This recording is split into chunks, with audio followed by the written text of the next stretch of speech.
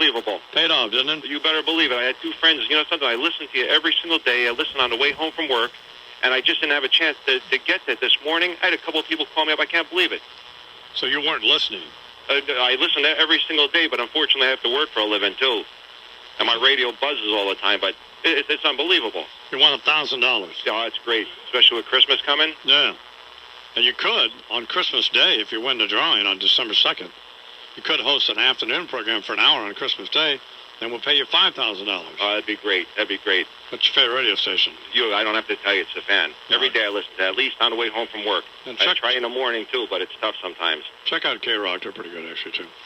19 after the hour here on the morning program. There's some apparently ugliness going on between Chris Matthews and Phil Donahue. It's about a minute long. Let's check that out. Here we go. Where did you get so sensitive? I'm not sensitive at all. I'm observant. You don't think it's sensitive to be upset? I really do think we have a different attitude about the world in this country. I think you are a very good critic of this country. You're an excellent critic. You're like Michael Moore. You find all the things that's wrong with us. You're excellent about the corporate deal-making and the failure to protect blue-collar jobs and all that. You're very good at that. But I think the glass is always half empty to you. It's always half empty. You're always negative. And I think that's a problem. I disagree with that point of view. I think this is the greatest country in the world with some flaws. That's very close to saying don't criticize. No, I think it's a point of view that starts with there's some. I am blessed because I think you use all the. You're always finding evidence to argue there's something wrong with this country, and I think this country is a good country with flaws, and you think this country is essentially wrong on so many issues. Right. Is this country a good country when its Congress is going to send 500,000 young men and women to war to put a shiv in the belly of some guy we don't like? This is a good creating country. havoc as you yourself This is a good country. It's susceptible to mistakes and bad leadership. But why can't I say it's essentially a good country? You think it's essentially a good country? Essentially. By all means. Do you believe that? Yes, I do. And I think if it adhered I think I'm the conservative. Really? I'd make a very good Republican. Right. I believe in the Bill of Rights. Incidentally, I think you can't take all the guns out of all the basements and attics in the country. Yeah. I think this is a great nation that refuses to say all women who are pregnant shall remain pregnant by order of the state. Right. I'm proud that I live in a country that protects a woman from that kind of state invasion. Good for Chris Matthews. Guy's got some cojones, doesn't he? He does. Stuck it right to him. Sure. Well, but women don't have a right to choose to kill children. Case closed. They're raped, incest, life of the mother, then that's completely different. But abortion is not an option. It's not a means of birth control. Get over it. I mean, it's just ridiculous. Any woman who thinks they have a right to choose to kill these babies is a moron. They should be prosecuted. I mean, it's insanity. Phil's apparently a nice guy, but he's nice to Wyatt anyway, but he's so irrelevant that it's... Well, good for Matthews. I like that. 22 minutes after the hour, we'll get to me voting, and we're going to talk with former Montana Governor Mark Roscoe, who's the head of the Republican Party now, in just a couple of minutes. Then we have Paul Harvey on this Broadcasting and Cable Hall of Fame fiasco that has now reached the point where it is a source of irritation, and it shouldn't have to be that. Deirdre Imus and Wyatt Imus and I went to see Bo Dietl last night in the hospital. He's fine. Good. A lot better than we thought. Thank God. One artery clogged about 85%. They stuck the roto-rooter thing in there up through his leg. Right. And they blew out the stuff in there. He's not going to have open heart surgery. He's not going to have that stent put in there. But he's going to have to lose 15 pounds. He's going to have to change his diet. Now, whether he'll do that or not, who knows? But I was asking Deirdre about the Dean Ornish thing. That's what he should do. I mean, the guy's radical, but... It's tough, but... we should send him to... Doesn't Dean Ornish have a college or something? Absolutely, an institute. I think it's in Massachusetts. Somebody get me some information about the Dean Ornish Institute. And Bo should do that because it'll get clogged up again in 6 months. And then it'll be a situation where he'll do damage to his heart and either wind up dead or with a bypass. He'll need that. Lifestyle program. Anyway, he's fine, and he was happy to see us. And another example of nobody means what they say. We go in the lobby, and the security people say, you can't take your kid in the room. I said, okay. So he'll stay in the solarium with me or his mother, and we'll each individually go in and see Bo. So we go up to the 15th floor. Me, Deirdre, Wyatt, walk right in Bo's room. Nobody says a thing. 4 years old. I guess they thought it'd be 13. Maybe they thought he was a midget. I don't know. But I mean, you either have rules or you don't have. Could have been a little terrorist, a little redheaded terrorist. Fortunately, he's not. But just speculating about what could have happened.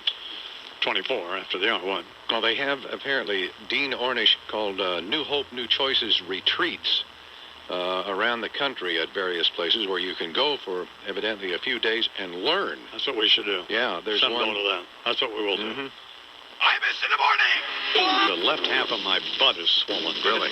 Half of my butt looks like my wife. The other half looks like your face. Imus in the morning. You really are an a-hole. Imus in the morning. I got some information I got to give you here. Pay attention. It's going to be from it's Terry McAuliffe and Mark Roscoe on Meet the Press. Well, I'm not getting any sound. Oh, take it off. Jesus God. I mean, that's why we shouldn't, there should not be, except for HBO and ESPN, we should not have cable television. It's just that it doesn't work. They're incompetent. Turner Classic Movies, too, is good. Yeah, okay. And the country music television is pretty good. Yeah. But other than that, I mean, I went to vote this morning, and MSNBC wanted to tape me voting, and they couldn't find a polling place. I mean, hello? They said, well, they moved it from last time. I said, well, yeah, they did. They said, well, you didn't tell Kara. I said, Kara's not going to vote, where I vote anyway. Why would I tell her? Yeah, what? Is she going to show up there with a sandwich or something for you? What's the deal? Anyway, there's the former governor of Montana, chairman of the Republican National Committee, Mark Roscoe. Good morning, Governor Roscoe. Good morning, sir. How are you? Fine. Do you have to take a shower after that appearance on Meet the Press with Terry McAuliffe? No. Well, that was a great moment. He's blaming the Wellstone family. I love that. For that big rally out there. That was awful. So what do you all have to do to win today? We have to get our voters to the polls, and we've done everything I think that we know how to do in good faith to communicate to them across the country in individual states about the things that the president would like to get done and we'd like to get done on their behalf, and now it's in their hands. So not much left to. I'll try to describe the dead spots for you in the radio. Hey. Hey, boy. How you doing, baby? Good, thanks. Good, and you? Huh? Good, and you? I'm fine. I'm actually an inspector here, so I'm setting up the tables, and Oh, good. either I'm working outside or I'm going to be working inside. I'm doing the polls, and Good for you. Like your hat. oh, thanks a lot. Yeah. Where'd you get that? I got that actually after September 11th in front of Mount Sinai. You ever done the news on TV? Have you ever thought about being a newscaster? Yeah. 'Cause you'd be great on MSNBC, really, you would. I've actually, I've been on TV a few times. Oh, you have? I've spoken Yeah. on the news a few times, yeah. You ever heard of Rick Sanchez? Probably not, I'm not no. sure off the top of my head. Right. But You remind me a lot of him. So. really, why? Yeah. Why? Well, all right. Hang in there. Good luck. Thanks. Good luck. Thanks. Sure. Now, there's nobody here at the polling place, by the way. So 7 or 8 people standing around, and I'm the only one there trying to vote. One voter. I'm one voter. And I'm just standing there. And it's just, finally, the same old woman who's there. Look at my name. You're here to vote? Am I going to vote? Are you here to vote? No, I came in to try to get a date. Of course I'm here to vote. No. I'm sorry if the question doesn't sound right, but, you know, like, I'm here to vote. It's time to vote. A little confusion now, apparently. what is your name, sir, please? Imus, IMUS. This woman, I've been going there for 12 years. Dear Lord. Same woman. Is Cuomo still running? I beg your pardon? Is Cuomo still running? No, he pulled up I want to vote for him. months ago. You can write it. I like the old man better than the kid, but still. John P. Imus. That's me. Here you are, sir. Sign under here. Again, I'm the only person there. There's 7 people trying to help me. It's just, I'm walking down 2 flights of stairs. Now. Want your pen back? I was going to steal her pen, but of course. Now I've still haven't voted. What about the letters over here? Don't screw it. Now they're going to try to figure out how the booth itself operates. I did that. But I'm talking about the letters right here. CD, RTL. Crazy. Yeah, just have everything back to my desk just for the Republicans, the Democrats. Okay, all right. You gotta be kidding. That's the primary. I mean, this is unbelievable.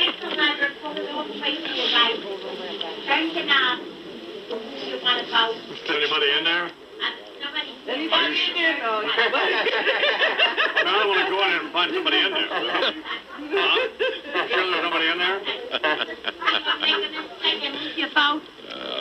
When you go in there, take that red lever and pull it all the way to your right. Okay. And then vote. And after you've been completing the voting, pull it back to its original position. That would be to the left, right? Trying to confuse her. Sorry. Is she giving you the finger? What? No, she wasn't giving me the finger. It looks like it. Okay, now. Just drew up. She's going to tell me, Going to booth. I'm not sure exactly what. These votes don't count. This is really unbelievable. There's no way this counts. I mean, this is just. Oh, There's no way that vote counts. Madison and Jefferson spinning in their graves right now. I mean, there's just no way. What's the matter, Sid? Where'd they get that lady from, the old lady? She's great. She's been there, by the way. She's been there for 40, 50 years, hasn't she? Yeah. And 4 years ago when I voted, she got so screwed up and she got nervous because of television cameras and poor old thing. I mean, she's a nice old lady, but she had me, what did she do? Oh, she had the thing pulled over. I couldn't vote. I had to and she panicked. She panicked. I had to get a paper ballot. What are you doing? Yeah. Yeah, she jumped back. Yeah, she freaked. Yeah. She freaked. Oh, no! Is that a gun? She was hollering at me. I mean, it was just ridiculous. Oh, my God. Oh, we gotta get the forms out now. 14 till the hour. Whiskey River, take my mind. Don't let her memory torture me. Whiskey River, don't run dry. You're all I got, take care of me. Imus in the morning. Well, Bo Dietl's been a friend of mine for 15 years. You hear Bo on the radio and think, well, man, what a whack job. But he retired as a hero cop from the New York City Police Department 18 years ago, and he started Bo Dietl and Associates, and has become an enormously successful security firm, essentially, which you won't just say my cousin, Norm Coleman, destroyed Mondale in that debate yesterday because, one, I didn't think he did. But Mondale is just, wow. Mondale benefited from low expectations. Yes, the fact that his teeth didn't fall out, as I told Governor Roscoe. A huge victory. The fact that he didn't keel over in a puddle of his own drool is, But Coleman looked very statesmanlike. I mean, why wouldn't you use the adjective that Bernard used? Oh, well, Bernard Please. is a pig. No, just please. Bernard is a pig. No, wait a second. Just Bernard is a bald-headed pig. He's not a pig. He's a very, very bright young man. He described Norm Coleman as being Kennedy-esque. Yes, Absolutely. Bernard, J.F. Kennedy-esque. Yes. I stand by that. How does that make me a pig? You look at the guy and You are a young, youthful, with good-looking, brilliant. You could pack clothes and bags under his eyes. What's that all about? Well, he's working hard. The guy looks like he ought to have a bolt we in don't want his him neck. to look like he just came off vacation. I mean, he's been campaigning for the last 6 months. Whatever. He did 24 cities last night in 7 hours, man. My mother and father are on the bus as My we speak. biggest disappointment this evening, even though I loathe Mondale, I don't loathe him, but I wouldn't vote for him, but is that I want your cousin to lose. No, you don't. Oh, yes, no. I do. Yesterday you endorsed him. Yesterday you I endorsed didn't him. endorse him. Everybody in Minnesota called me. I heard the I-Man endorsing Norm Everybody in yesterday. Minnesota, you don't know anybody in Minnesota. I know. My parents are there. My Uncle Norman is there. Norman Jr. is there. My whole family is there getting ready for the victory tonight. My God. Not only do I expect you to endorse Norman, but I expect you to call my house tonight when Norman Coleman is named the winner. By the way, if you think about Norm Coleman, he's got a bunch of these. It's worse than a Mike Tyson entourage. Your family, a bunch of parasitic nitwits going out there. Dragging them along everywhere on the bus. Trying to clamber on the bandwagon. Good How grief. quick do you think your parents will have a red eye out of there if this bag-eyed They'll never speak nitwit to him loses? again. Norm, Good they'd grief. be ostracized from your family, although if they haven't thrown you out, it's unlikely they'll throw him out. They were in Mankato last night. You ever been to Mankato? By the way, last night the Green Bay Packers defeated the Dolphin people 24-10. The Knicks lost again at 0-4, which is just wonderful news. And the Nets won, though. The Nets are 4-0. And how the Lakers, all those other people do? The Lakers? No. I don't know how the Lakers did last night. They didn't the Nets and the Knicks. They didn't play. They didn't play. They were off. Who didn't? The Lakers. How about the Celtics? The Celtics did not play last night. No. This is not a local show, ass-face. Did you see it? So we'd like all of the... Wait, I'll tell you this. Wait, can I tell you this? Yes, ass-face. The Minnesota Timberwolves, talking about the state of Minnesota, my cousin is running for Senate, they lost last night. Good. I hope that's a precursor to what's going to happen to your dopey cousin. And the Dolphins, that you described as the Dolphin people, which I've never, ever heard a team described as people, by the way, but I like that. They were losers last night, 24-10. You know, the Packers right now are 7-1. Having a tremendous season, and you can name Brett Favre the MVP of this league right now if you'd like, I'm Right, well, sure. Yeah. Playing with that knee brace. Playing with that knee brace? I like it when, what's her name? What's the girl's name? Melissa Stark. Yeah. That is just, she's a nice young lady, but what a joke. Oh, really? I mean, that is just, that's obscene. To put her on to try to explain what the knee, I mean, it's just stupid. I think I've heard this before. Yeah. Yeah. One Andy Rooney was saying the same type of thing a couple of weeks ago. It's equally offensive to have Armin Katayan or anybody else. We don't need sideline reporters. It's an impediment to what's going on. To go down to Armin Katayan or to Melissa Stark or to one of these other morons to tell us that so-and-so has a tummy ache or he's... we just talked to somebody at the band. It's just a... Nice backtrack there, my man. I saw what you did. You were about to kill Melissa Stark, so you threw Armin Katayan, a man into Eric the mix. Dickerson. Oh, that's a good point. Eric Dickerson. No, I wasn't trying to be politically correct. We don't need sideline reporters. We need context. What's wrong with a little eye candy on the sideline? Yeah, well, that I don't have the cheerleaders in it, if that's what you want. Throw it down to the girl. She opens her mouth. Feel good. You are a man of paper. Imus in the morning. Universal Pictures and Beacon Pictures proudly present. Get to the news first. World and national news here on the Imus in the morning program, which is presented by my friend Charles McCord. And then we've got so much stuff to cover, there's almost not enough time in this hour. We can make this quick. To get to everything we want to get to. Anyway, by the way, congratulations to Ron Christian of Old Bridge, New Jersey. He won $1,000 this morning here in the Imus in the morning program. Sound like a very nice guy. And he wants to host his own radio show for an hour Christmas Day on this radio station in the RWFA and get paid $5,000 maybe. He'll have to win his drawing. So Sure. Chuck, morning, Charles. Okay, I-Man, the polls are open. The voting has begun in what may be one of the tightest ever midterm elections. And one of the more compelling and, may I say, exciting midterm elections in recent memory. And why? You may say that indeed. Why you wouldn't want to go out and vote? I mean, just to be part of the... part of history. Come on. I mean, just... if you had the experience that I had this morning, I mean, you do wonder if, in fact, your vote... I mean, if they're even able to tabulate it, these nitwits can't even operate. I mean, it's shocking to me to go to the voting booth. And by the way, I'll go with Deirdre later this afternoon. And she votes, obviously, the same place I do. Yeah. And they won't be any better organized. You got Paulie Walnut's mother there running the whole operation. After been doing it all day. But anyway, very confusing, dude. But anyway, you got to vote. I mean, yeah, come on. Just for whatever reason, but go ahead. Well, I mean, because everybody, you've heard it from everybody. Yeah. From Mark Roscoe and from Terry McAuliffe and everybody. Turnout is crucial. Yeah. Read a paper first. Turnout is expected, though, to be as low or lower than in 1998 when only 36% of eligible voters bothered to cast ballots. People die for the right to vote, and you people are not voting. It's ridiculous. I mean, I don't want to sound like In New Mexico, voters are set to decide whether they want idiots and insane persons to vote in that state. Well, they already do. Under New Mexico's... My brother votes there. No, under New Mexico's Constitution, idiots and insane persons, those are the terms, as well as those convicted of felonious or infamous crimes, are currently prohibited from casting ballots. So they'd have this amendment that would strike the term idiot and insane person from the state constitution, enabling persons so described to vote. How would you determine whether a person's an idiot or not? I don't know. Other than, say, Fred or... Other than the obvious. Other than the obvious, yeah. Voters in 34 states choosing senators. All 435 House members are up, and governorships are at stake in 36 states. Come on. Okay, that's it. What's the matter? Now, we're still right in the... Well, I'm just trying to irritate Chuck. Nice haircut, by the way. You can't irritate me. You know that. Chuck got a hell of his hair cut off for whatever reason. Yeah, Good-looking haircut. Time to get back to the, full metal jacket look. Running this country. That's exactly what it is, a full metal jacket haircut.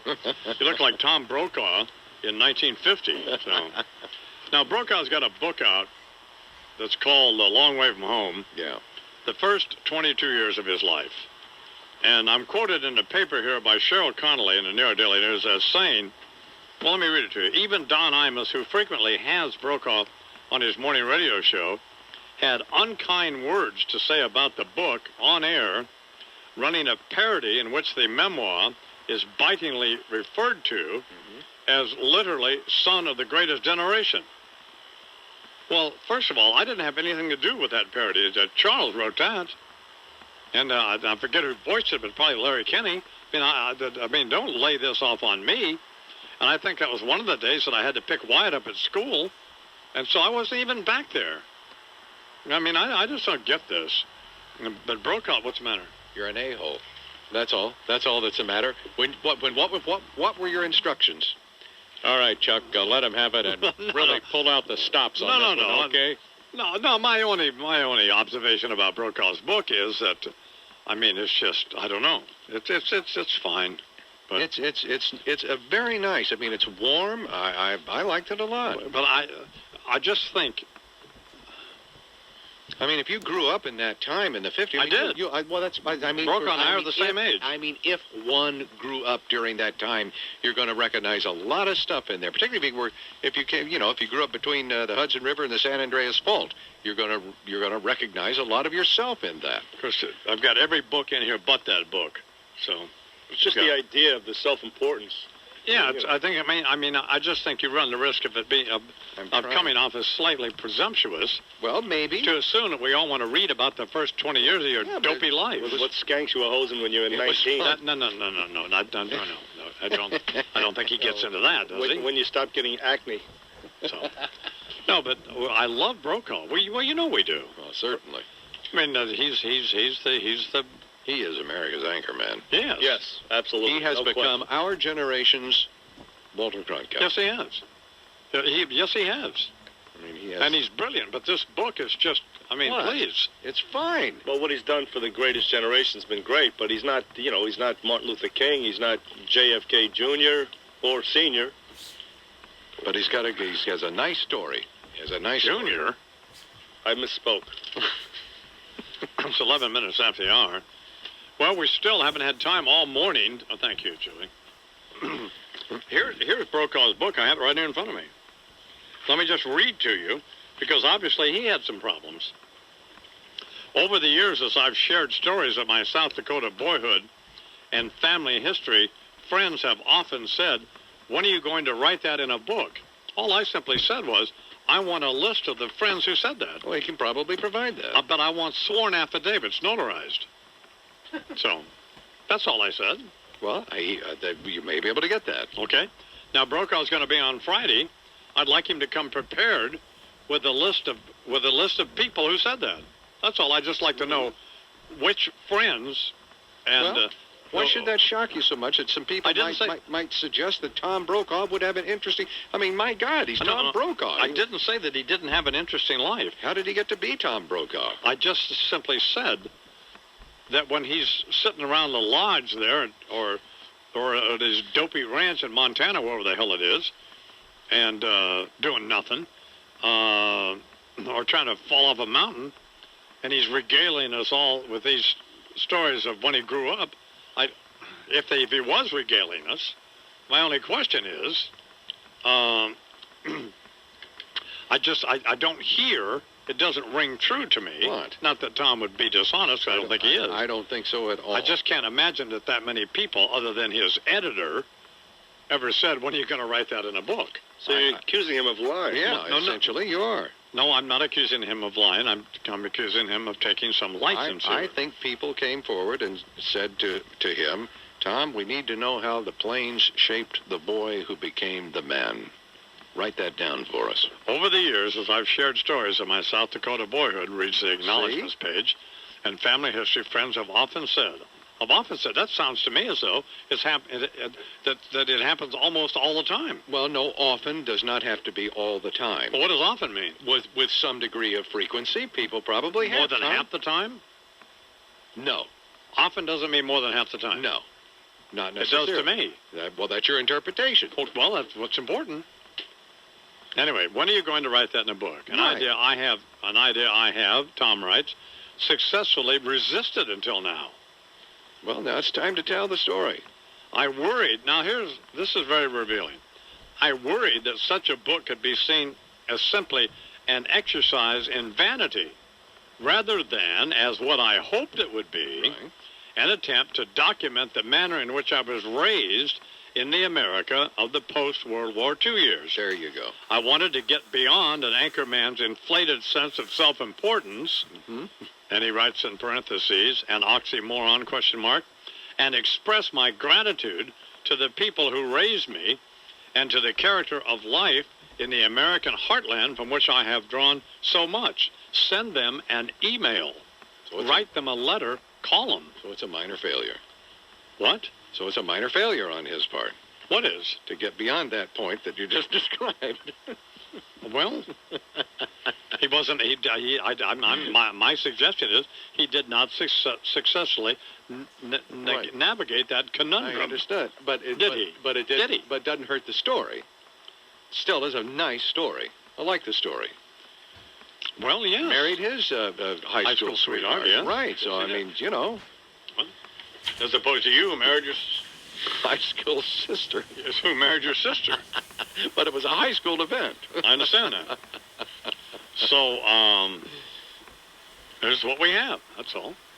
And he'll be on Friday to discuss this. But I mean, he obviously was torn here himself. Well, that's my point. Well, yeah, he didn't want it to come off that way, to be construed as an exercise in vanity. But what is it? That's all it is. I said it's a minor failure on his part. I mean, if what he wanted to do, there's either an ad or an article in the current issue of Time magazine of how you can either hire people or do it yourself to write your own history. Have you seen that? No, well, wherever I'll get to. Oh, it's in the current issue of Time. Yeah.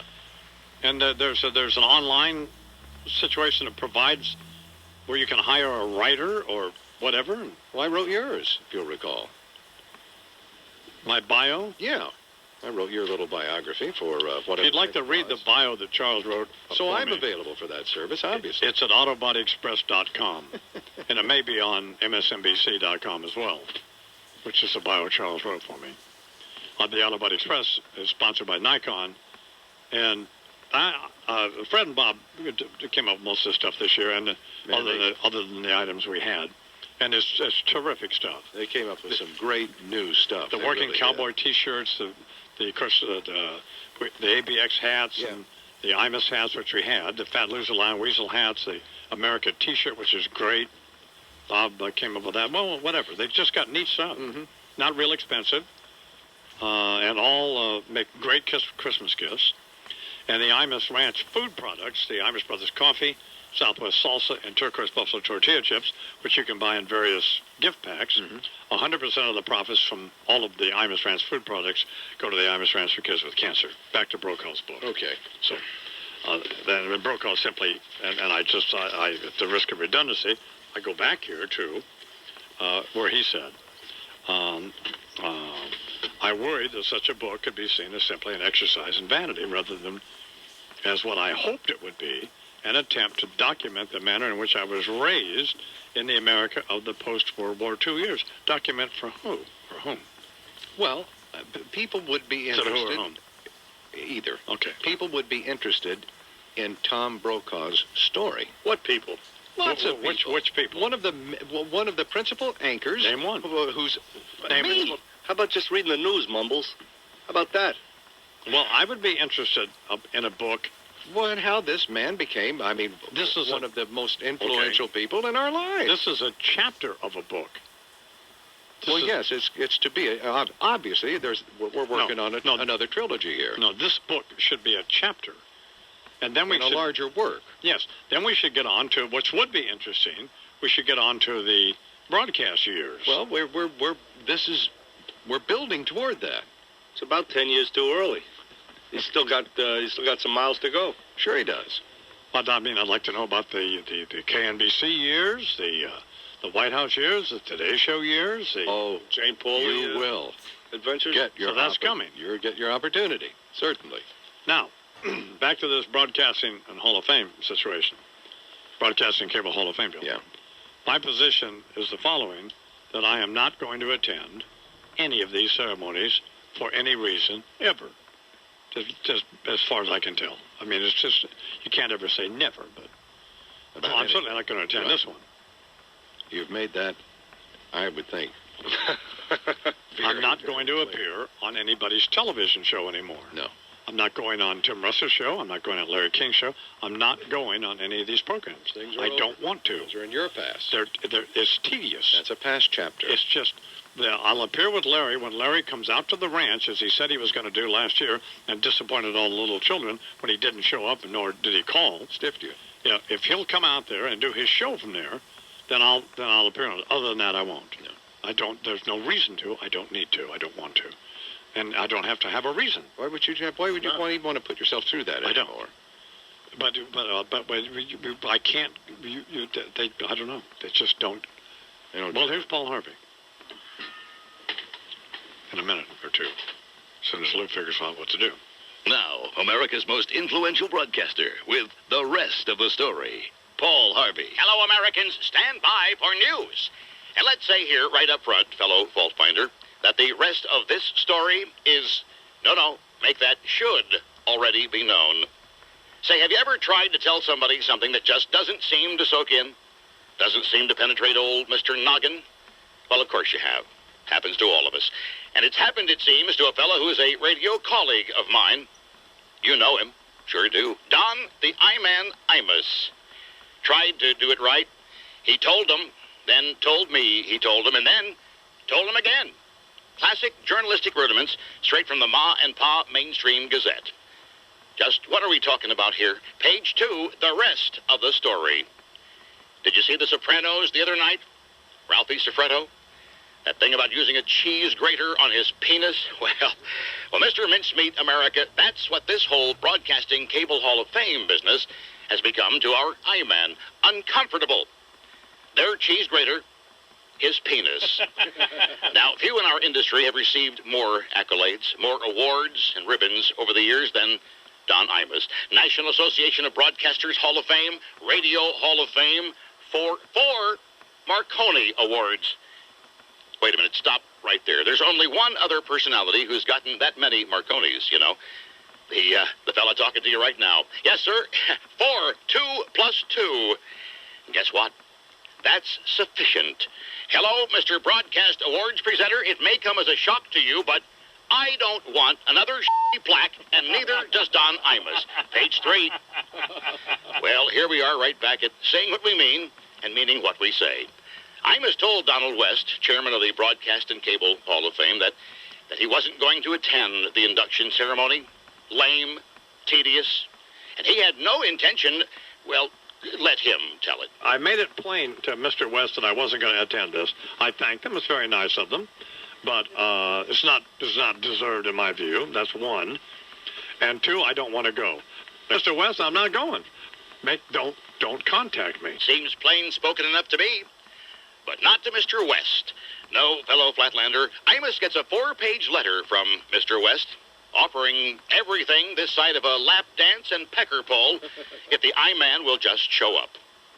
Mr. West, the I-Man is all too rare of breed. No means no. And I won't be there means shove that trophy straight up your page 4. Friends, lesson in communication. What was wrong with Mr. Imus's statement? Strength. Strength. For Mr. West to get it, it lacked the muscle of the F word. How should Imus have put it? With F word as modifier? I said I wasn't going. And the reason I'm not going is that I don't want to go. Mr. West, I'm not going. Don't contact me. Makes you wonder if one were going to use a cheese grater on Mr. West's penis, where, dear listener, would one start? Paul Harvey. Good day.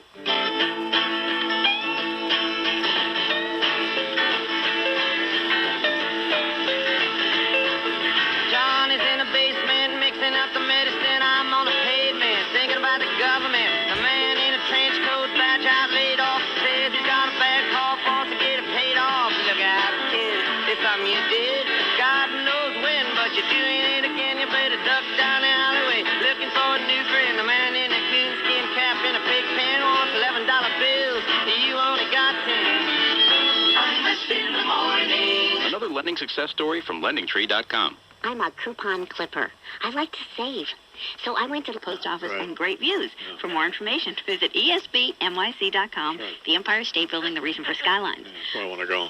Lori McNichol for the Warnock Automotive Group and Highway Patrol. Almost 29 minutes after the hour here on the Imus Morning program. We went to visit Deidre Imus, Wyatt Imus, and me went to visit Bo Deal in the hospital last night, and we was on 30. It was on First Avenue between 30th and 31st, and we had to go through Times Square, which is, of course, I live in Manhattan, have for years, but it's completely changed. Yes. The B.B. King's Club. Did you know where that is? It's right over there in the middle of it, across from the Lion King or something, whatever the hell it is. I've seen it, yes. It just doesn't look like a blues club should be there. It should be. No, it should be in the village somewhere. Well, it should be down where the old Lone Star used to be, or someplace. Up at 125th and Martin Luther King or Malcolm X Boulevard or someplace. Not in the middle of... No. It's a tourist trap. Anyway, 29 after the hour here in the Imus Morning program. So Janice Dean is here, and we were talking about the various news anchors on MSNBC. And Sid was wondering how Christy Musumeci knows all the stuff she knows in order to discuss what's going on with Rick Sanchez, and I said she doesn't.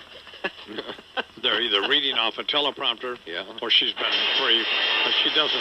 She's a nice girl. She hasn't got a clue. Neither is he, by the way. You have to assume she's done some homework for the event. Maybe. And then we see this four-eyed, redheaded little twerp, John Elliott. John Elliott. And Janice says she finds him egotistical and distasteful. Yes. And she says, and I quote, "I'd like to go out with him and pee in his bed." No, she didn't. I didn't hear that. When did she say that? Exactly that. Yes. You're kidding. No joke. Janice. Oh, my God. That was Sid pretending it was me. No, that was you. How does she not have a boyfriend? Wow. I can't understand why you're not getting it done. Oh, God. Well, he looks like he's very full of himself. He needs somebody to go out with him and pee in his bed. And incidentally, have you seen Maria Buttafuoco on CNBC lately? Saw her this morning. She looks like she used as a conditioner 40-weight motor oil. I mean, God, and she just looks.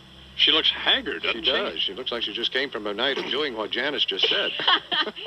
Anyway, what's going on in the world of scum, Janice, other than you being in it? Right. Well, I just wanted to mention I was watching Sid's cousin last night on the television, and he looks like a bloodline of Sid, definitely. He's a very handsome man. But bags under his eyes. And There's an American Online that's the message I got. Coleman couldn't wait to throw his dead babies out there. Oh, it had nothing to do with abortion. Of course it did. Disgusting. No, it had everything to do with it. That's just wrong. It had everything to do with it. Well, that had because he was trying to prove that he was sensitive to the issue, and he proved it well. He did a very nice job. He made Mondale look like an ass. Yeah, but Grandpa Mondale is beating him in the polls right now. Well, that's because Minnesotans are morons. What, do we have that Mondale-Coleman exchange that you could play back, Lou?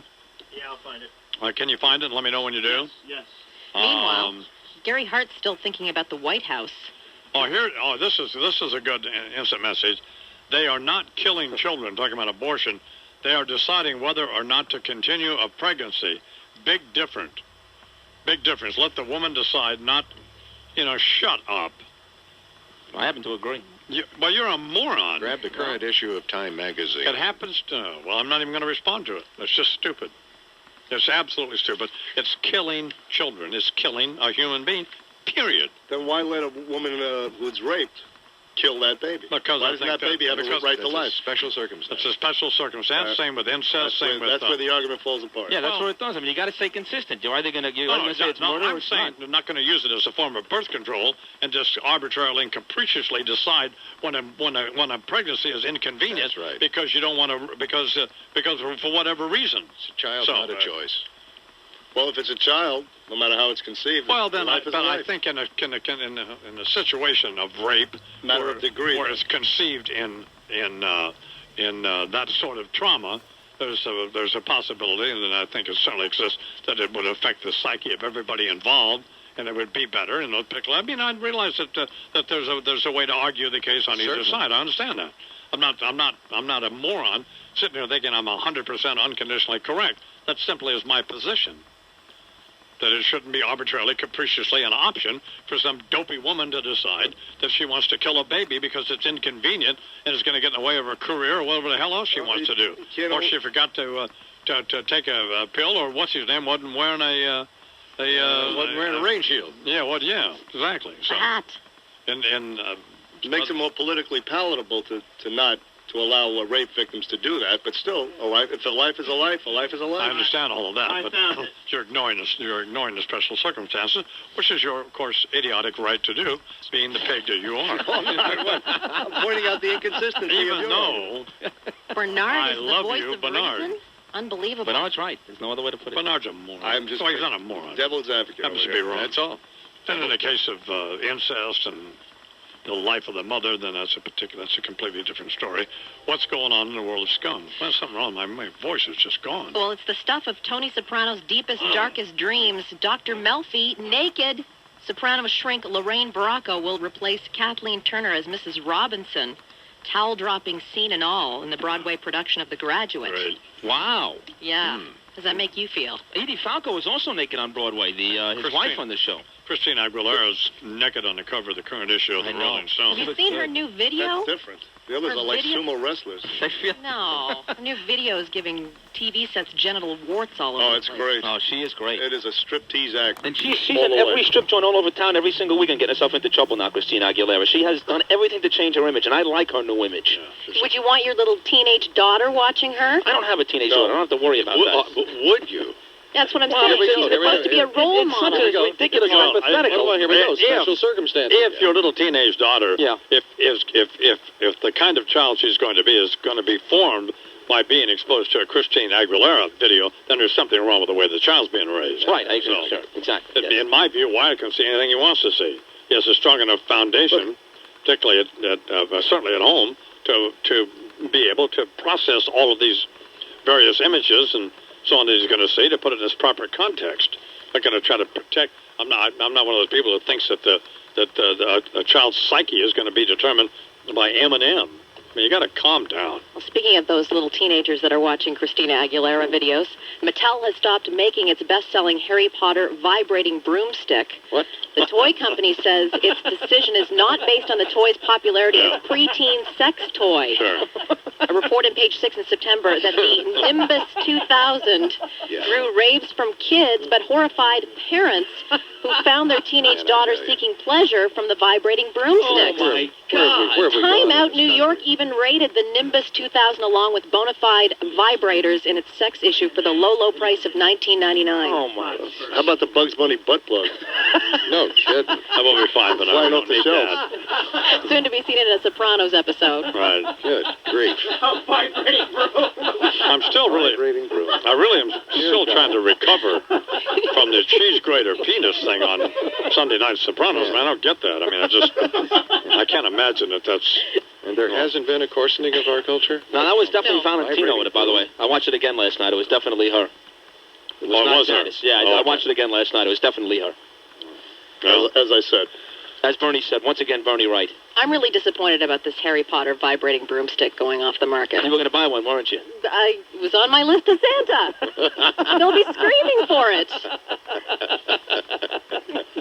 Oh, good Lord. You poor thing. Here's another America Online instant message. When I saw you voting in your midnight cowboy outfit, I suspected that you were the dumbest a-hole I had ever seen on TV or heard on radio.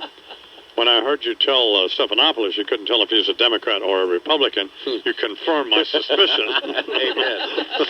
Thank you for that. The day you announce you're pregnant, I'll listen to your views on abortion. Shut up. Oh. Gregory, Barnacle, Roscoe, Stephanopoulos, Pataki, smart people. Suge Knight, lowlife. Thanks for not having any idiots who mumble slang on your usually fine show today. Have a heart attack. Well, don't have a heart attack. Figuratively. Have a tummy ache. Yeah. Break a leg. Palpitations.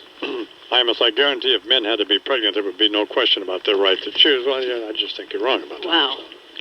But I certainly do, incidentally, respect other people's rights to have an opinion. No, you don't. Of course you do. You call Bernie a moron. No, I'm simply telling you what mine is. Right. You're a moron. But you said Bernie's a moron for having a different view.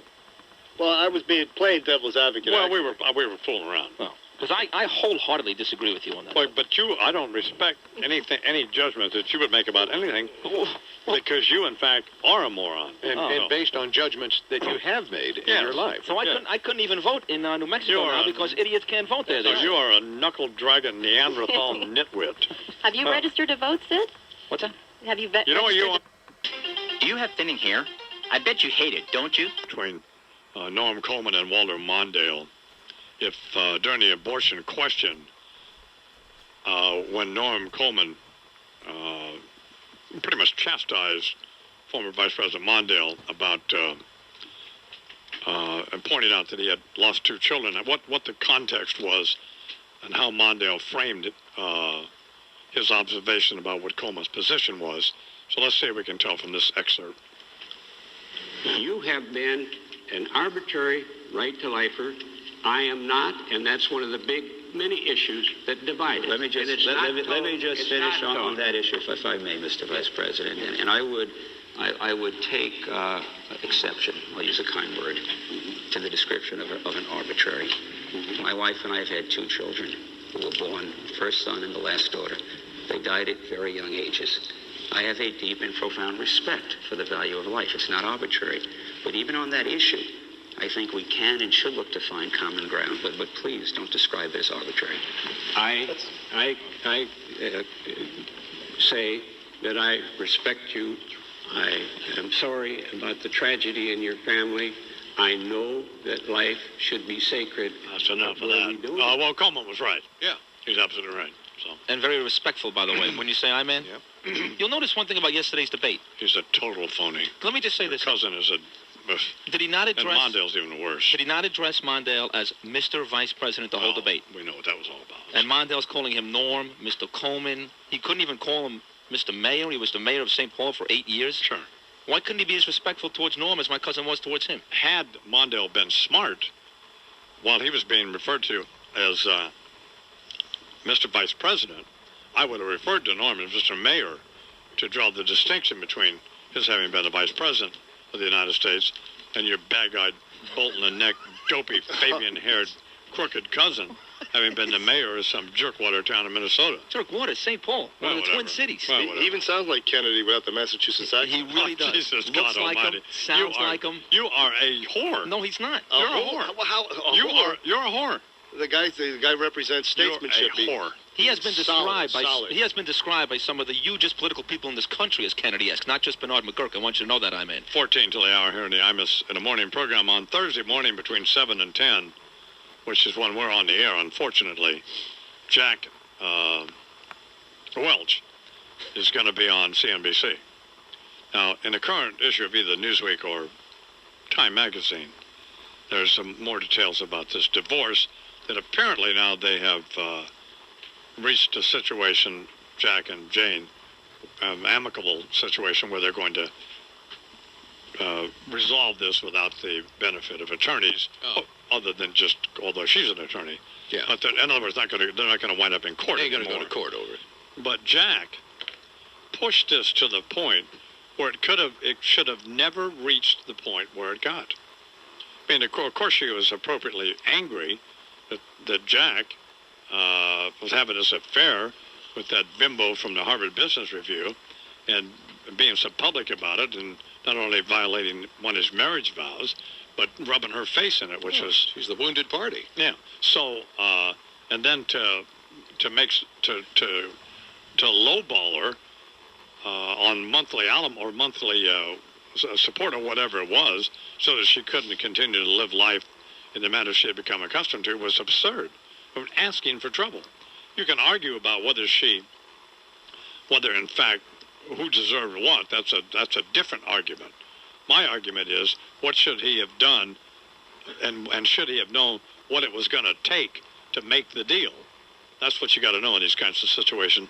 Not what's in an ideal world. What's appropriate? What's an appropriate resolution? That's not part of the equation here. It ain't an ideal world. No, it's not. So he should have known that whether he thought she deserved anything or not, if he's going to lowball her and offer her nothing, then she's going to go to the newspapers. She's going to go to court, and that's how this whole compensation package with GE came to light. Yeah. And also, by lowballing her, she forced him to reveal in excruciating detail exactly what his monthly expenses were. Mm-hmm. So none of that would have happened had he been able to make a deal like he made for 20 years at GE, where it didn't wind up in the public domain. That's my only point. It's irrelevant what you think she deserved or what you think he should have given up. That has nothing to do with my argument. He was a fool. Should have known. He paid dearly for it, and he should have known what it was going to take to make the deal. That's all. And he didn't know that.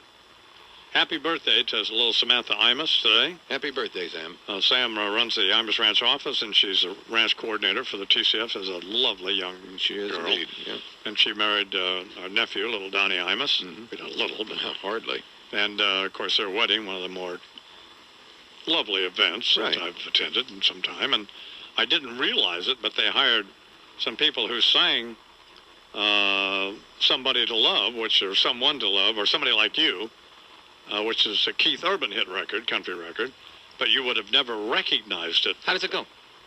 How does what go? That song. Oh, let me check it out here.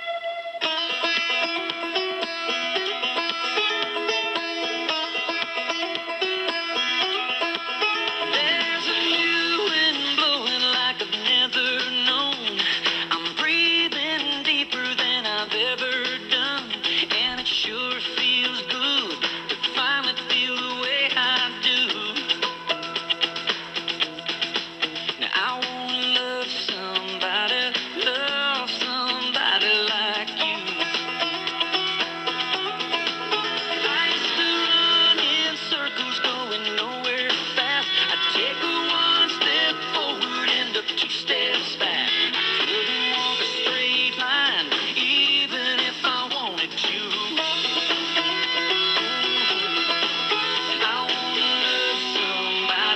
love somebody like you. Yeah, I wanna feel the sunshine shining down on me and you. When the pressure comes around me, oh baby, there ain't nothing in this world I can't do. Sometimes it's hard for me to understand, but you're teaching me to be a better man. I don't want to take this life for granted like I used to do. No, I want to love somebody like you. Imus in the morning. Of course, you would have never recognized it. It's close enough to Reagan to suit me. Yeah. Would, in fact, win $1,000 if he calls. So, Mike, call us, 718-937-2198. Another chance for you to win with Dumb and Dumber at 10 o'clock this morning here on the station, and with Fatso and Fruit Loops this afternoon at 2:30 and again at 5:30 And here's Chuck again with whatever else he has to say in your local news area. Just a little bit of the weather, I-Man. The rain is going to end today. High in the mid-50s tonight, clearing up, low 40. You know what's going on. All right, baby. It was a Republican bloodbath. Both houses of Congress are in the hands of the GOP. The Republicans picked up seats in the House. They already controlled the House. They picked up seats, so obviously they remain in control there. They picked up seats in the Senate and now control the United States Senate. Yeah. That hadn't happened since has that happened ever? At least, no, it's since FDR in 34, whatever it was. Yeah. So the only bad aspect of this whole thing is that cowardly, bag-eyed thief from Minnesota, Norm Coleman. How do you mean thief? Who was gutless and afraid to appear on this program. Man. A sniveling, spineless worm. Norm Coleman defeated an equally repugnant character, Walter Mondale, by about 100,000 votes, or maybe not quite, no, about 35,000 votes, and whatever. He won. Beat him. AP has declared him the winner. I don't know if NBC News has or not. No, they haven't. They said it's still too close to call. Well, it's not too close to call. Norm won. Norm won, and he won going away. Senator Coleman. So that, now the other, some races you're probably interested in, poor old Max Cleland left 3 limbs in Vietnam. And a career in Georgia. He's, I don't know whether I would have put it that way or not. Well, yeah, he did. I mean, he's over. He's out. Fine, he's not going to. Saxby Chambliss is going to become the senator. Anyway, he's not going to. Max will have to find something else to do, but I'm sure. I'm sure he will. He's a wonderful guy. Tom Daschle and Dick Gephardt and Terry McAuliffe, last seen up by the cannon in the park there at Fort Marcy Park. They all should. What a disgrace that's turned out to be. Bill Clinton, who fashioned himself Boss Tweed, with chopping on a cigar, sitting there controlling everything with his fingers and his hand in all the pots. Right. They were all down there in Florida, all of them down there screaming about just this past clapping, weekend. biting their lip and all that. Al Gore down there, that moron, down there screaming about one Bush at a time. Jeb Bush killed him. And you know what else happened? Here's even the best news. Did you remember Katherine Harris? Yes. She got elected. She ran for Congress. She got elected. Yeah. She's going to be in the House of Representatives, for God's sake. Yeah. What a great day. Gas up the I-Jet. You and I are going to Washington. Plus she had, shut up, Sid. Plus she had a frame-off restoration, so girlfriend looked pretty good. She looked bad before, frankly. I thought she got hammered behind that. But anyway, Mitt Romney, that moron, won up in Massachusetts.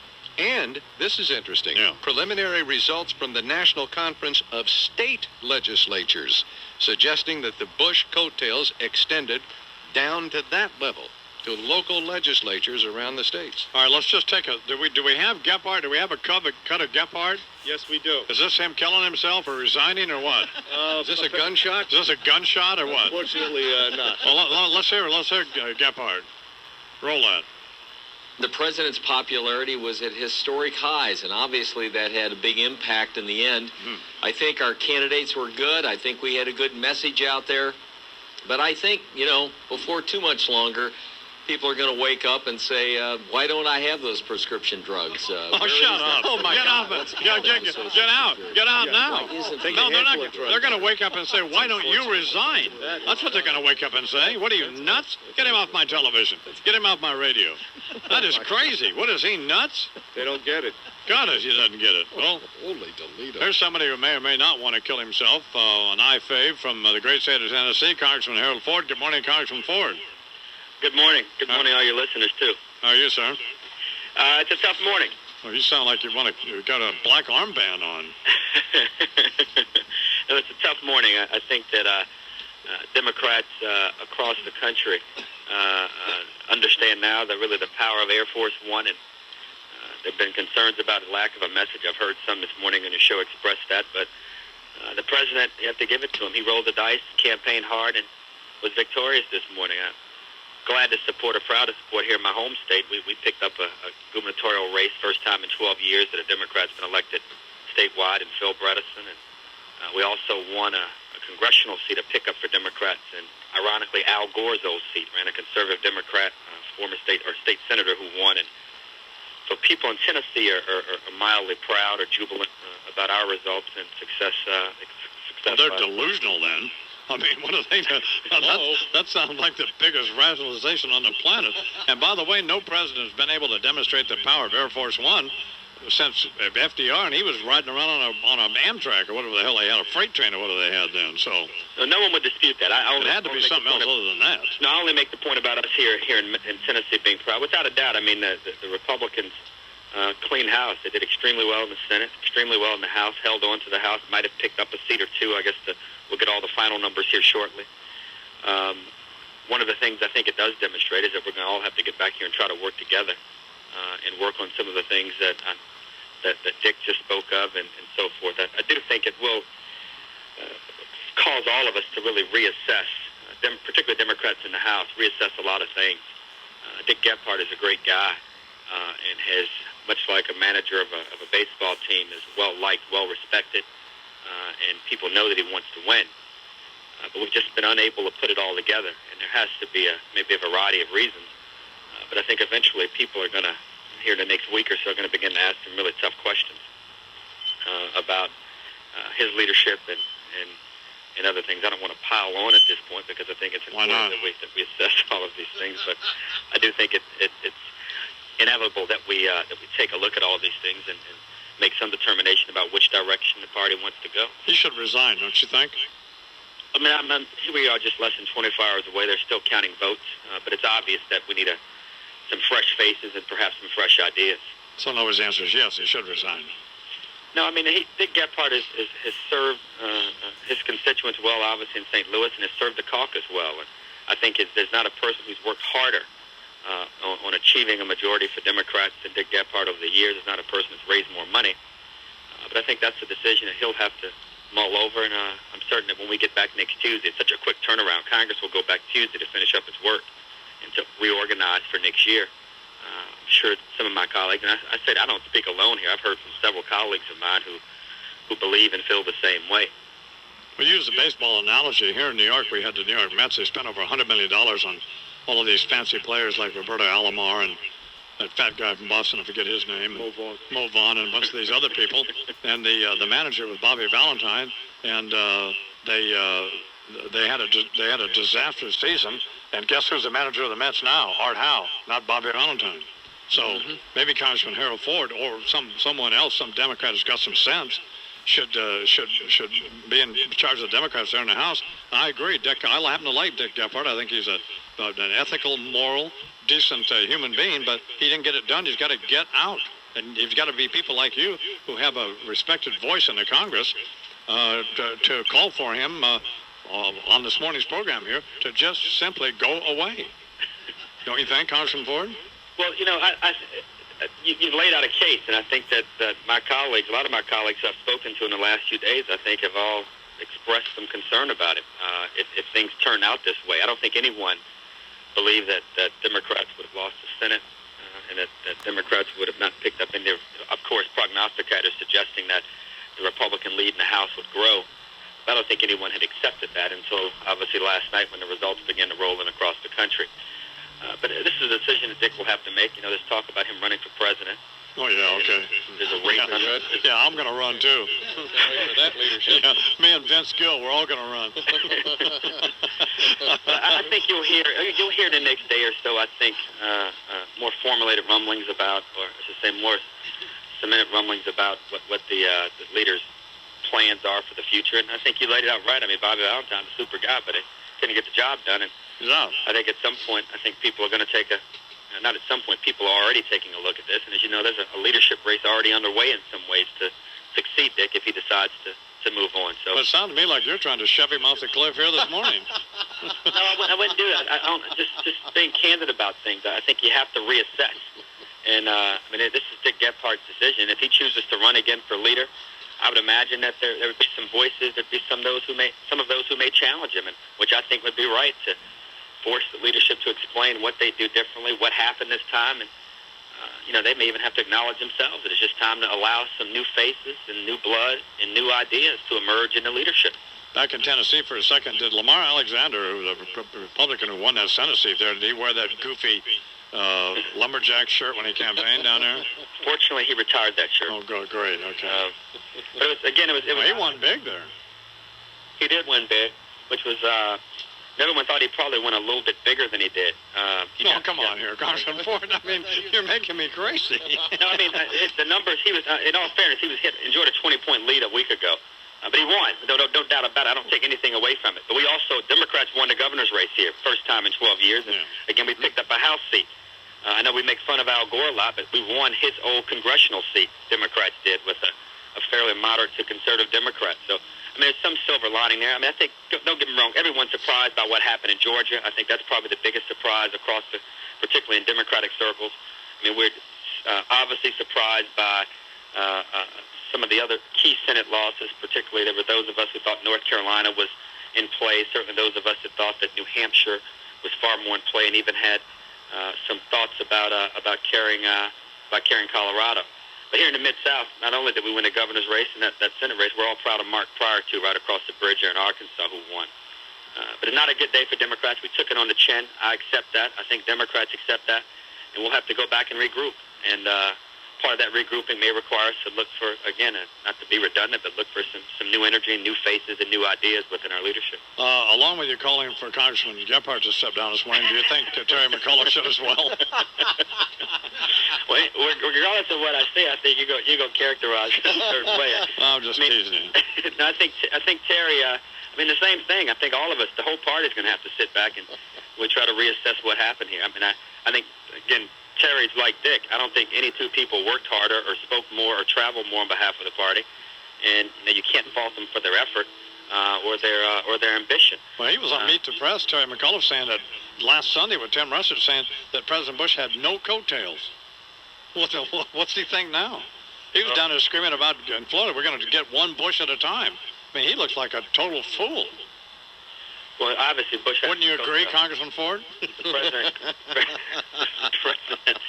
president has coattails, and I don't think anyone thought the coattails would be as long and as strong as they obviously were last night. But he did it, and now that the challenge, and should say the onus in some ways, not to sidestep or diminish their accomplishments last night, but now the responsibility is now on the president and the Senate and the House to produce and to get things done. And I know there was you all made a joke a little bit about what Tom Daschle said earlier about finding common ground with Republicans. Now, I think in some ways he's absolutely right, and hopefully we're able to do that.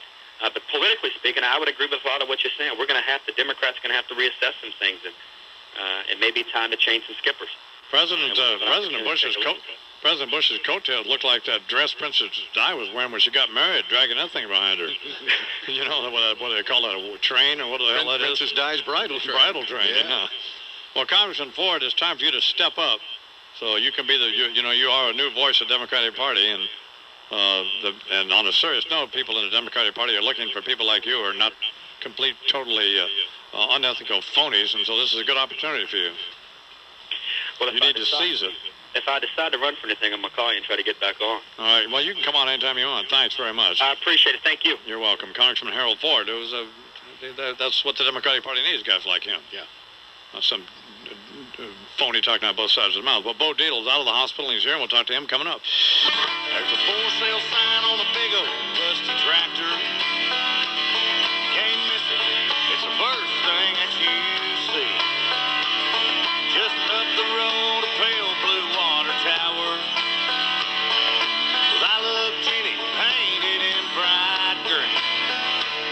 Hey, that's my Uncle Phil there by the courthouse. He'll be lowering the flag when the sun goes down. And this is my town.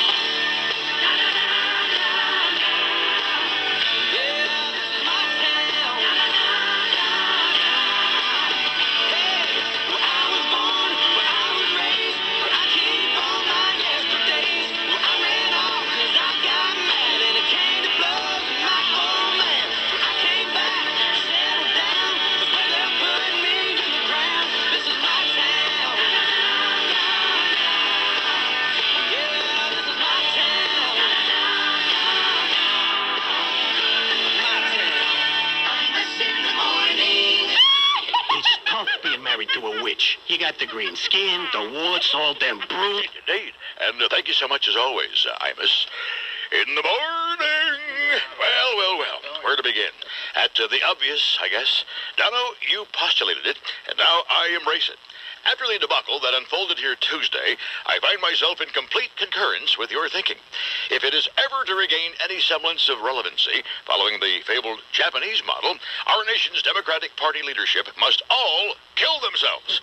Gun in the mouth, open a vein, I don't care, but they've got to go. The whole entire horrible lot in a huge Dave Koresh, we're out of here. I thought about your suggestion, Dano, and I like it. This weekend, big picnic, Fort Marcy Park, at the Cannon. Bring a covered dish. Something whose binding ingredient is, say, Raid Concentrated Deep Roach Fogger Spray or Cyanide, your choice. Because I'm telling you, JD, they've got to drink the Kool-Aid. At this point, there's simply no other option. Daschle, that poor fool Gephardt, Terry McAuliffe. In fact, I'm not sure what to do about McAuliffe. Drinking the Kool-Aid just seems far too easy an out. Something about the guy just makes me think Makita 9-volt power drill, masonry bit, judiciously applied right between the eyes. But back to our Vince Foster Marcy Memorial Madness. As I said, Daschle, Gephardt, McAuliffe, right there at the head of our Jimmy Jones, Heaven's Gate, drink with the wink line, followed by Carville, of course, Begala, both Clintons, any and every Gore who ever lived. I mean, did all these people distinguish themselves as the biggest idiots ever spawned through human regeneration, or what? McAuliffe actually saying that they were going to knock them off one bush at a time?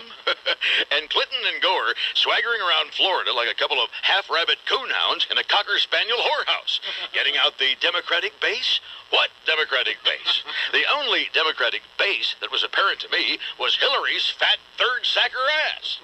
And now we got to go through the whole thumbsucker routine, as all these god-awful, tedious, hand-wringing Cuba Sea pundits, led by the Eleanor Cliffs, the Jonathan Alters, stare at their navels and try to figure out what went so grievously wrong to bring us to this sad, sad place.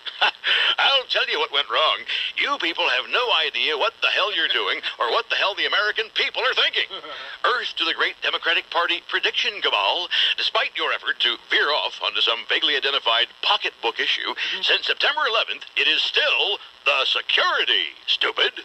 And so, Hillary can bake and serve our picnic cookies. And let's see, who can ladle out the Kool-Aid? I've got it. Miss Bushy Obsessive herself, Mo Dowd. Presupposing, of course, that her Bushies will give her a green card to get back into the country from visiting the Saudis or the new Dowd crowd. Ouch! Some smug, unattractive self-satisfaction in the old Dick Scope today, I dude, from Dick Nixon. Vindicated. Well, maybe not. As the 37th President of the United States. 18 after the hour, here at the Imus Morning Program. You know, on a serious note, Sid. Yeah? You are to be congratulated, and so is your cousin. It's to be elected a United States Senator. There's only 100 of them. Because in a state that traditionally has been sending a Democrat there, so it's a remarkable accomplishment. Well, I mean, that was just the most unsincere congratulations I've ever heard in my whole life. What? I mean, you mean insincere? Yeah, whatever. I mean, it was almost like it was written. They almost read it off a letter. Charles had just faxed it to me. So yeah. 18 after the hour, Lou. A one, a two. Angel, hello, Backstreet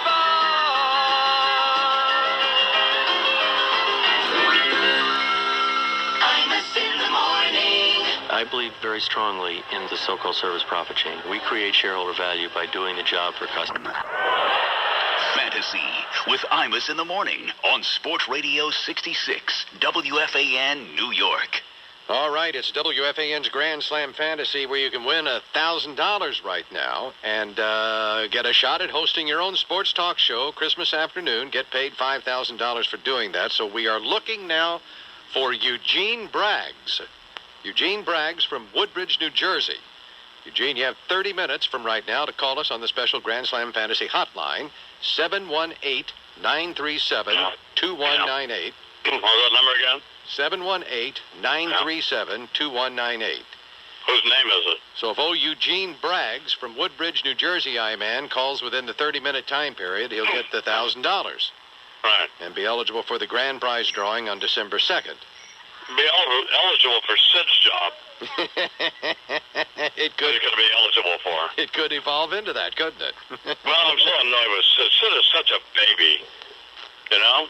What do you mean? Well, I mean, Francesa poked him a little bit about his dopey, crooked, daggone cousin sneaking in the United States Senate, almost literally, and the city just not been out of shape about it. Come on. He's got to calm down. What's this cop up there for, Brant? I'm in a car, by the way. They're being stopped by the police. Uh-oh. What's the matter? What's happening now? Oh, dear. I don't know. They just pulled somebody over, actually. Oh, I don't know. And you're getting stopped too, you mean? No, they didn't. No, they let us go. Oh, okay. It's too bad. That figures. What? Nothing. That's good news. Well, why would they stop me? I don't know. Makes no sense. Okay, what's going on, Chuck? Well, just to finish this, the WFAN Grand Slam Fantasy, 4 chances to win every day with the I-Man between 8 and 9. 11:30 with Mac and Sid, 2:30 to 5:30 with Mike and the Dog. Yeah. Once again, Eugene Braggs, Woodbridge, New Jersey. Call us at 718-937-2198.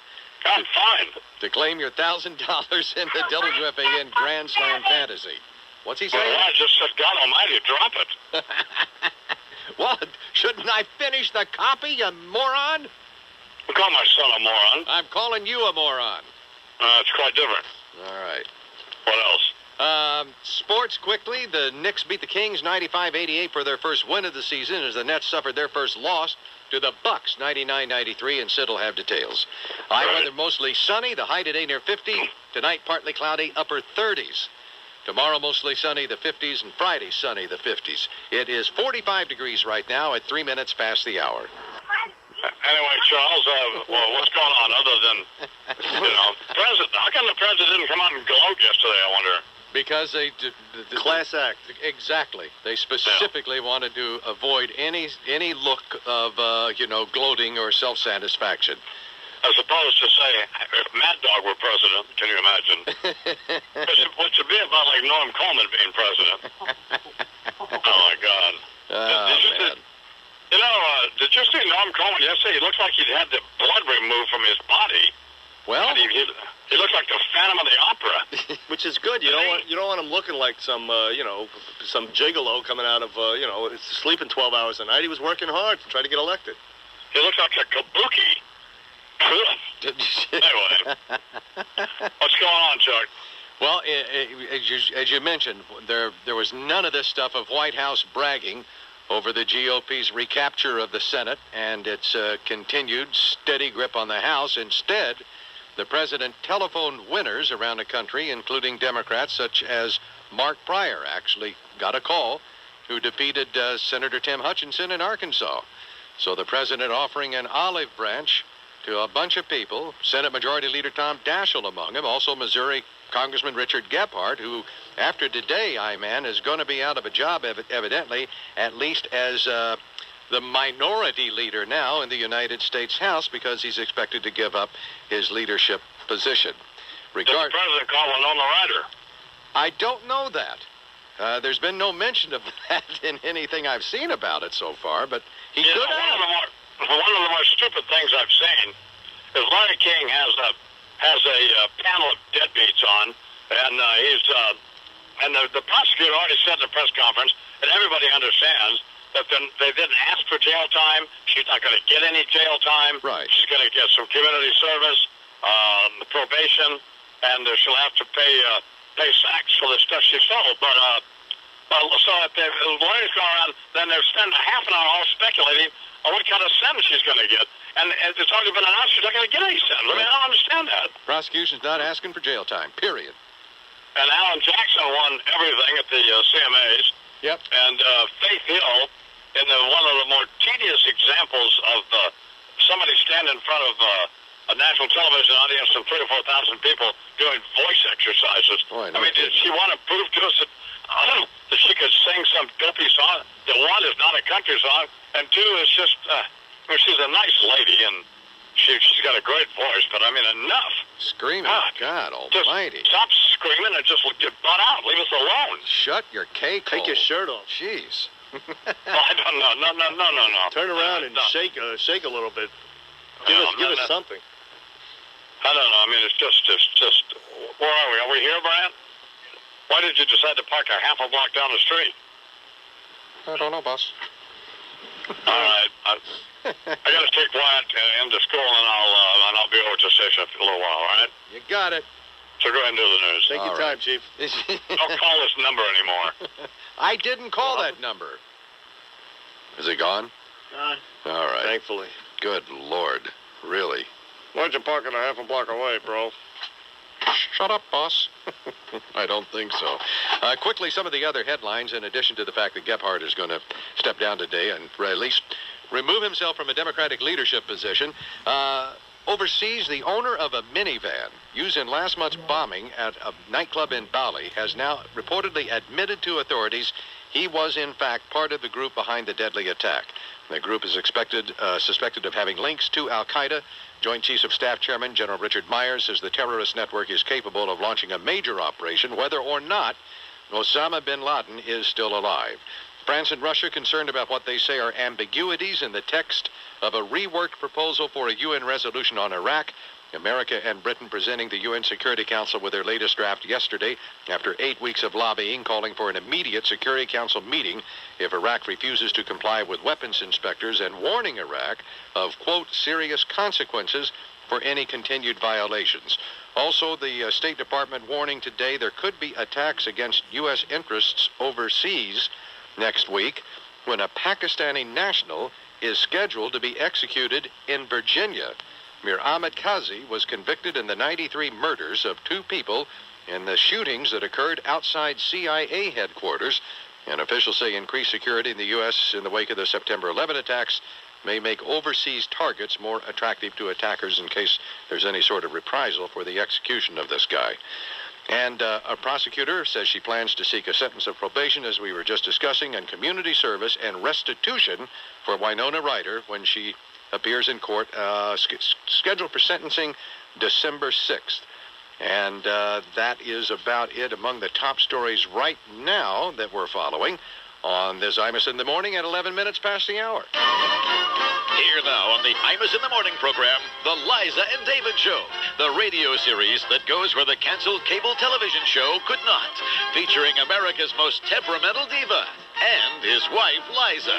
David, darling, I just got off the phone with VH1. They say we're not doing our reality TV show anymore. I refuse to work with such Philistines. But, David, I need this right now. The new album, the comeback, the publicity. Suddenly I'm feeling more fragile than usual. Mama needs her medicine. All right, hold still. You're going to feel a little pinch. Daddy getting frisky? No, I meant the injection. Oh, thank you, darling. There, that better? Lots. I'm thinking much more clearly now. That's an oxymoron. Oh, David, why did they pull the plug on us? We weren't sexy enough. You know, darling, we've been married for so long, and yet we've never consummated our love. At least I don't think we have. You don't remember our wedding night? I recall images, but they're kind of fuzzy. I see lots of plastic and a monkey in short pants. Was Michael Jackson there? Oh, no. He was out on the great lawn riding Elizabeth Taylor. And that little monkey in the short pants wasn't Bubbles. It was me. The plastic is what I was wrapped in. Hygiene, you know. Does VH1 have any footage of that? No, that's exactly the kind of thing I refuse them access to, which I suppose is why they canceled this. But don't worry. I think I may have a deal with Animal Planet. Well, Ozzy Osbourne's terrific and gets fabulous ratings. Perhaps we need an unintelligible music star. Oh, no, I think we've already got that. Maybe we need to be wackier. You know, like Anna Nicole. We should feature a fat, crazy show business has-been. Got that, too. We need to be more outrageous. Something people will talk about the next day around the water cooler. You know, like The Sopranos. I've got it. I'll rub your penis against my cheese grater. Is that what you're calling it these days? Perhaps a trip to the groomer is in order. Oh, David, look what Mama bought from the Pink Pussycat Boutique. Oh, my Lord. How many batteries does that take? 20 D-cells. Is Daddy ready to take Mama to paradise? Time to play Dirty Mr. Sanchez and his little piggy piñata. Hold still. Another little pinch. Oh, actually, I didn't need that extra injection. Time to play Janice and Ralphie sans Janice. Let's hope Barry Bonds takes one right between the temple. Oh, no, we don't want him to be seriously hurt. No, but that would be great. We want him to be humiliated. Much apparently as Janice has been through her entire life. Oh, so God. I was trying to remember if I've dated any baseball players. I don't think so. You can't remember? Strike three. What sport are you again, Eddie? Imus in the morning. Mike and I have been friends for 15 years, or close to it. Absolutely. I know where he's coming from. And Mike does not. Mike has everybody. Mike has the memory of. I gotta just look for the golden arches on the bag. You know where he's coming from. 4 billion and 1 serve. But Mike never forgets. I'm calling him an elephant. No. That is not funny. Another lending success story from LendingTree. This report's brought to you by Trim Spa. One reporter has already lost 45 pounds in 3 months with patented Trim Spa. Shed pounds safely. Visit trimspa.com or call 1-800-TRIM-SPA. Available at Dwayne Reed, Eckerts, and GNC. I'm Lori McNichol for the Warnock Automotive Group and Highway Patrol. Probably around 20 minutes after the hour here on the Imus in the Morning program. You know, Lori McNichol just did a traffic report for here in New York, and I'm in a car now coming over to the studio, and we'll see if, in fact, the report on the 59th Street Bridge is accurate. All right. I suspect that it's not. And if it's not, well, Lori's out. Yeah, what are the consequences if it's not? The consequences are she's fired. Well, why don't you really punish her? Really punish her and let her keep her job. You know, please welcome to the Imus Morning program, Janice Dean and Sid Rosenberg. Good morning. Well, one of the more troubling things I've seen lately, other than the Charles Barkley Listen Up with Ernie Johnson television show. Yeah. Which is on tonight, by the way. Yeah. If you want to you got to watch this thing just to understand what an abysmal mess it is. But last night on Access Hollywood, Pat O'Brien is interviewing Eminem. And he's trying to get down with him, you know. Talk the talk. Yeah. All right. And at one point he says, they're talking about, the charges that Eminem was anti-gay and all of that stuff. And O'Brien looks at him and he said, well, yes, but you're not homophobic. And Eminem looks at him and kind of smiles. He said, yeah, well, you know, like no more than any man, you know. So, in other words, you could just, well, he's probably not, but. But he seems like a bit of a wuss these days, don't you think? Eminem? Oh, he's a little wussy. He's a fraud, you're right. I like him. Do you? Well, Yeah. his album right now, 8 Mile, which is the soundtrack to his new movie, is number 1. And by the way, I'd like to point out that we were on to Eminem years ago when it's like a Dixie Chicks Flatlanders deal, and everybody was making fun of us because me and Chuck and Bernie and all this, and well, not Bernie Lou, but me and Chuck was into Eminem, the Slim Shady LP, as a matter of fact. Yeah. So we were way ahead of the curve on that one. Now, see, reports say that he's getting back with his ex-wife, taking care of a little baby that was fathered by another man. That's why I'm thinking he's a little pussy-whipped little kid who's not really There this you go. big rapper dude that we all think. See, his music's good, but he's a fraud. He's a phony little wigger. You're making me uncomfortable with your language, Janice. What the hell's happened to you? Sorry. I saw the interview with Pat O'Brien last night, too. He doesn't strike me as that mean rapper guy we're supposed to be led to think he is. I saw the interview, too. Now, let me tell you. To go around and murder people?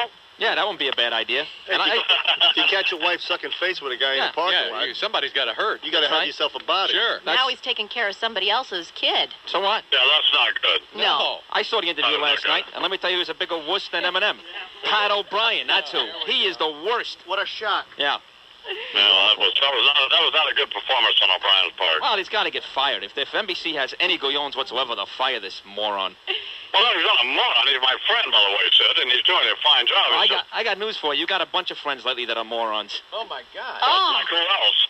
Well, I'll talk to you about it later. You and I, we'll have to talk in the office, you and I, later. Well, I mean, if you have any you got to lighten up, Sid. I mean, your ghoulish-looking, bad-eyed, crooked cousin managed to get elected barely out of Minnesota, and you're acting like he was elected president. I mean, relax. 12 years. Down. 12 more years. 12 more years of what? And then he'll be the president of the United States. Oh, please, I mean, John Muhammad will be the president before he is. Who's more mature, Wyatt or Sid? Wyatt by a landslide.